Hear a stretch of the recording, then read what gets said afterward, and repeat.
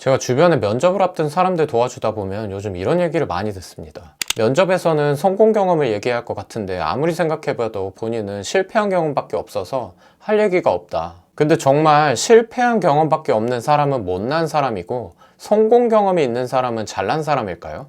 그리고 성공 경험이 있는 사람들만 면접에서 합격할까요? 여러분이 면접에서 떨어진 이유는 솔직히 같이 면접 보는 옆에 사람이 면접관들한테 나보다 더 나아 보였기 때문일 거예요. 그럼 내가 옆에 사람보다 잘 보일 수 있는 방법은 뭘까? 고민해 본 적 있으신가요? 아니면 내가 하던 대로 똑같이 또 다음 면접을 준비하고 있지는 않으세요? 면접도 다 사람과 사람 간의 관계이다 보니까 어느 정도의 서로의 케미 그리고 운도 작용을 합니다.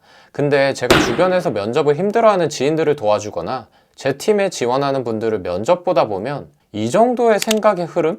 논리의 흐름도 없이 준비해서 면접을 보러 왔나 싶을 때가 많이 있습니다. 오늘은 자기소개서는 이렇게 쓰세요, 면접에서 자주 나오는 질문들 이렇게 답하세요 라는 기술을 말씀드리기보다는 면접 준비할 때 이 정도는 생각의 흐름이 흘러갈 정도가 돼야 면접에 합격할 수 있다 하는 것에 대해 얘기해 보려고 합니다. 어찌 보면 듣기 싫고 기분 나쁘실 수도 있겠지만 알고 준비하시면 분명히 아차 싶거나 생각의 전환이 필요하신 분들에겐 유익한 내용일 거예요. 여러분, 서류나 면접 준비할 때 보통 제일 먼저 뭐 고민하세요? 자기소개 어떻게 쓸까 보통 제일 먼저 고민하실 텐데, 자기소개 쓰면서 내가 이렇게 쓰면 듣는 사람이 이렇게 생각하겠지? 질문들은 이런 질문들이 나올 수도 있겠지? 이런 생각하면서 적고 계신가요? 이런 고민도 없이 유튜브나 블로그 이런 데서 알려준 구조에 어떻게든 끼워 맞춰서 작성하고 있었다면 면접 합격하기 어려우실 거예요. 그건 여러분의 자기소개서가 아니거든요. 주입식 교육에 우리는 익숙해져 있어서 면접도 누가 알려주는 틀이나 구조에 끼워 맞춰서 작성하려고 하는데 면접에서는 그게 잘 통하지 않죠. 저는 면접 볼 때 저는 성실하고 책임감 강한 사람입니다 처럼 추상적인 단어를 써서 본인을 어필하면 이 사람 좀 별론데? 라고 생각하긴 하지만 아직도 이렇게 말하는 분들이 많으시니까 자, 일단 성실하고 책임감 강하다라고 자기소개를 준비했다고 해봅시다.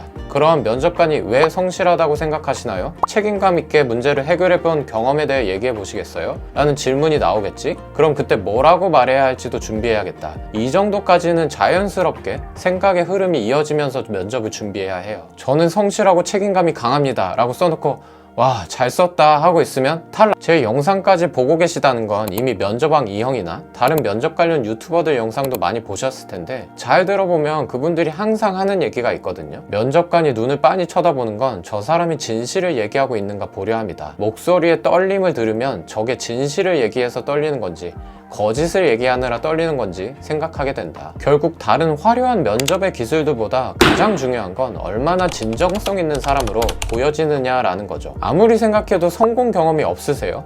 억지로 짜내서 성공 경험처럼 만들어서 얘기하려 하지 말고 차라리 실패 경험을 말하세요. 그게 100배 더 진정성 있어 보입니다. 과거에 있는 나를 너무 보호하려 할 필요가 없어요. 변호하고 보호해야 합격할 거라 생각해서 그럴 수도 있겠지만 생각보다 신입, 중고 신입 지원자에 대한 면접관의 기대는 크지 않습니다. 다만 같은 말도 아다르고 어다르듯이 내가 한 실패 중 가장 큰 실패 경험을 얘기하면서 그때 같이 했던 X 같은 팀원 때문에 실패했다, 이벤트 준비는 잘했는데 비가 와서 망했다, 이렇게 실패 원인을 환경적인 탓으로 말하기보다 실패를 통해서 제가 이런 건 실수했다 생각하고 이런 부분은 잘했고 이거는 크게 잘못했던 것 같다, 그래서 다음번엔 이걸 잘할 수 있을 것 같다, 이렇게 말하면 훨씬 더 진정성 있어 보이고 성공 경험보다 더 성공 경험 같이 보일 거예요. 차라리 내 인생이 실패 경험이든 성공 경험이든 두세 가지를 딱 정하고 내 인생을 다 듣고 싶은 게 아니거든요, 면접관은. 그러니까 그 두세 개의 경험과 내가 갖고 있는 자질을 기반으로 자기소개서를 쓰듯 써보고 모든 문장을 쪼개서 이 문장은 면접관이 들었을 때 어떻게 생각할까? 어떤 질문을 할까?를 생각해보고 정리해보세요. 그럼 그걸로 여러분이 알고 있는 대부분의 면접 예상 질문을 답할 수 있을 거예요. 내가 짠 큰 스토리 라인 안에서 모든 면접의 질문을 답할 수 있는 거죠. 그럼 여러분만의 아이덴티티, 정체성, 주관과 가치관이